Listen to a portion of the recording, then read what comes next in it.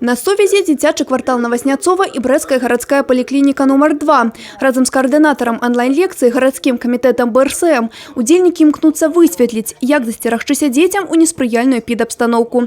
З дапамогай відэасувязі усе выхаванцы дамоў сямейнага тыпу даведаліся аб важных правілах аховы свайго здароўя.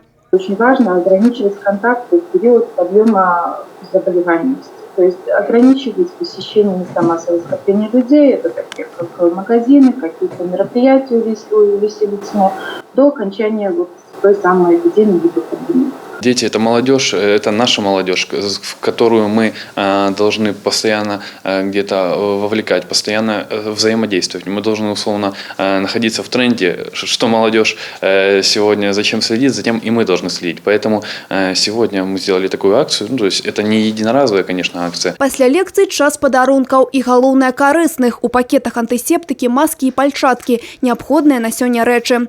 Гарадскі камітэт Беларускага саюза моладзі разам з прававым цэнтрам інфармацыі накіраваліся ў дзіцячы квартал Новасняцова, каб перадаць гэтыя маленькія, але важныя сродкі. Мы в любом случае должны отметить, что есть такая категория детей-сирот и детей, оставшихся без попечения родителей, которым нужна постоянная забота со стороны взрослых, и мы ее оказываем, постоянно их сопровождаем, поэтому будем надеяться на лучшее.